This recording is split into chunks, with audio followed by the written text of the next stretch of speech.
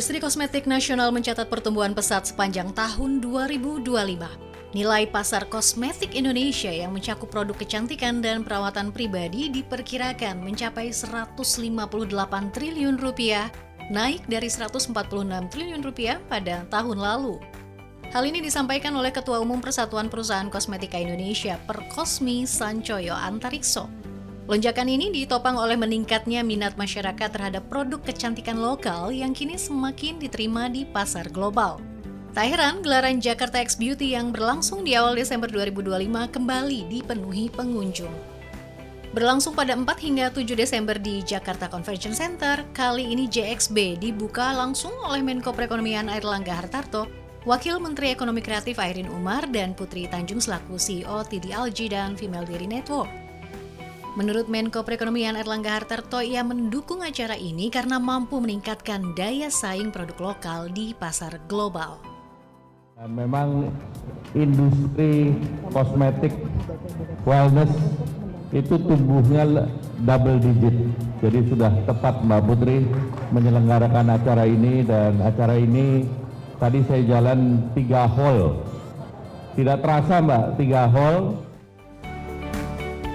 Bertajuk Future of Beauty, Jakarta X Beauty menyoroti keberlanjutan, inovasi, dan inklusivitas dalam industri kecantikan. Ratusan merek kosmetik turut ambil bagian dalam event beauty terbesar yang tahun ini digelar di beberapa kota. Tak berhenti di tahun ini, Jakarta X Beauty 2026 diproyeksikan hadir dengan kejutan. Kalau kayaknya tahun depan bakal menjadi tahun yang exciting banget, impactful, dan hopefully bisa lebih bigger and better. Dan kita mencoba banget tahun depan semoga kita bisa mengintegrasikan semua semua our powerful data, brain, creativity, innovation, sama semua partnership yang kita punya untuk menciptakan sesuatu yang nggak disangka-sangka. Amin. Event beauty ini pun kembali jadi ajang promosi dan jualan sejumlah brand kecantikan. Tahun ini bisnis kosmetik terus berkembang ya, banyak produk inovatif yang terus dikeluarkan oleh brand lokal, salah satunya Finally Found You pastinya, dan masyarakat juga antusias terhadap produk-produk baru dari brand lokal, dan saya rasa pasarnya terus berkembang dan banyak munculnya produk-produk inovatif sih di tahun ini, itu yang paling saya rasa lihat grow-nya. Untuk rencana di tahun depan, kalau tahun ini memang market utama kita adalah millennials dan juga Gen Z, tapi dengan adanya semakin banyak kali ini produk-produk baru dari Finally Found You, hopefully bisa menjangkau lebih banyak target market lagi yang lebih dengan orang-orang yang lebih dewasa dan juga mungkin orang-orang yang punya permasalahan kulit yang berbeda. Let's say mereka butuh produk yang anti-aging atau untuk melawan tanda-tanda penuaan dini, tidak hanya mencerahkan saja. Di tengah pesatnya pertumbuhan industri kecantikan Indonesia, turut lahir pula pengusaha-pengusaha baru. Hingga Oktober 2025, jumlah pelaku usaha di industri kecantikan tembus 1.500 orang, naik 100% dibanding 5 tahun lalu yang hanya 726 orang. Meski demikian, sebagian pengusaha di industri kecantikan mengakui ada naik turun penjualan terjadi di tahun ini. Kenaikan di tahun 2025 justru ini sebenarnya tantangan buat kita karena naik turunnya itu juga ada efek dari misalkan masalah politik. Nah itu biasanya kita juga turun Kak.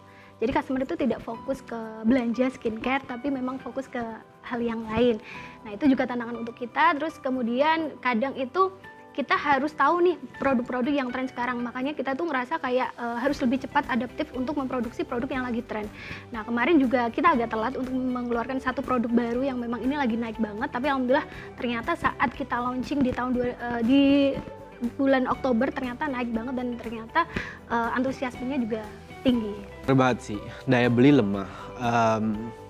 Tapi untuk industri men's grooming sendiri sebenarnya agak unik, agak menarik juga untuk dibahas. Dimana yes, daya beli lemah, cuman behavior-nya juga berubah. Sekarang kalau kita lihat contoh deh misalnya tempat-tempat wellness, kayak gym gitu misalnya ya.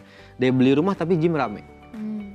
Jadi yang daya beli remah tapi priority-nya juga berubah gitu loh. Which is itu yang dilakukan juga sama pasar kita, men's grooming. Sehingga di kita justru mereka cenderung udah yang tadi saya bilang udah beda ngelihatnya itu udah bukan lagi seperti konsumsi tapi investasi for long term gitu loh. Jadinya tantangan kita sebenarnya bukan ada di daya beli, tantangan kita itu ada di edukasi ke pasar.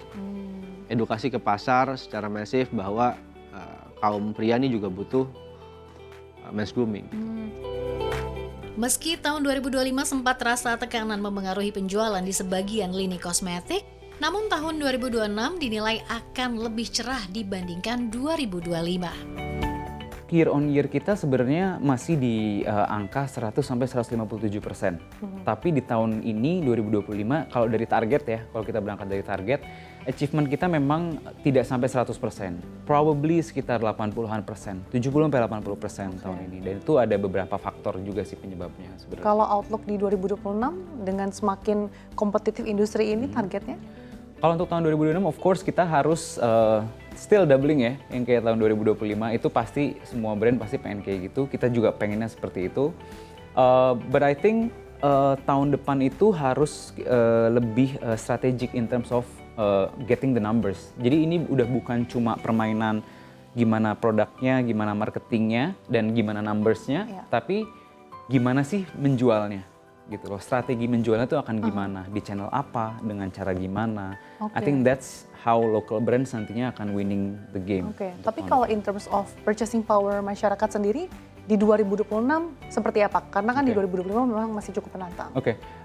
Kalau di 2026 dari salah satu event yang juga pernah saya datengin di acara World Bank Indonesia waktu itu, memang projections-nya itu 2026 slightly getting better, but not recovery seperti 2024 gitu. 2024 kan kita oke banget ya peak, gitu. Bisa dikatakan it's very peak peak ya gitu. Even in beauty industry. Tapi untuk 2026 sudah mulai bounce back, but it's gonna be slowly. Jadi kita pun sebagai brand beauty juga ya harus mengikuti itu gitu. Jadi kita nggak bisa yang tiba-tiba menjual produk yang crazy expensive. Jadi kita juga harus memperhatikan basket size dan average purchasing value-nya dari customer tuh per brand kan beda-beda. Itu harus kita perhatiin juga sih dalam menjual barang. Berdasarkan platform data global Statista Kementerian Perindustrian, pada tahun 2025 pendapatan pasar kosmetik di Indonesia mencapai 2,09 miliar dolar Amerika Serikat atau sekitar 34,6 triliun rupiah. Industri kecantikan ini pun diproyeksikan tumbuh sebesar 4,73% per tahun. Kondisi ini didukung oleh kondisi pasar yang terakselerasi dan meningkatnya kesadaran masyarakat mengenai produk kecantikan halal. Sejauh ini, konsumsi rumah tangga masih menjadi tulang punggung pertumbuhan ekonomi nasional, dan kosmetik yang merupakan kebutuhan perawatan diri dari ujung kepala hingga kaki dibutuhkan bagi seluruh masyarakat, dari bayi hingga manula. Maka di tengah naik turun daya beli, bisnis kecantikan relatif tahan banting menghadapi gejolak ekonomi. Hal ini juga terlihat dari perawatan pribadi yang untuk kedua kalinya menjadi penyumbang terbesar inflasi. Setelah di bulan Oktober, perawatan pribadi kembali menjadi penyumbang inflasi tertinggi di bulan November 2025. Maka pada akhirnya peluang besar ini diharapkan mampu dimaksimalkan oleh pelaku bisnis kecantikan dalam negeri, bukan malah diraup oleh asing. Targetnya sebenarnya EKM kosmetik itu tumbuh, kita ingin menjadikan dia tuan rumah di negaranya sendiri.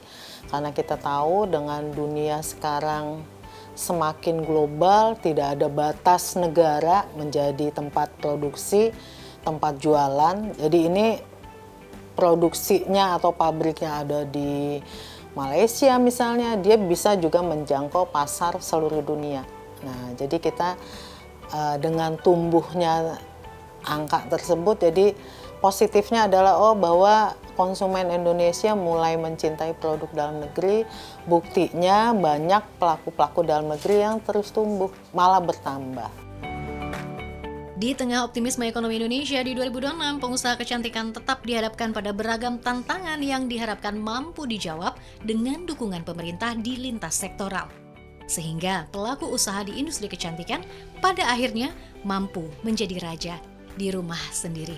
Terlebih mulai Oktober 2026, seluruh kosmetik yang beredar di pasaran wajib bersertifikasi halal.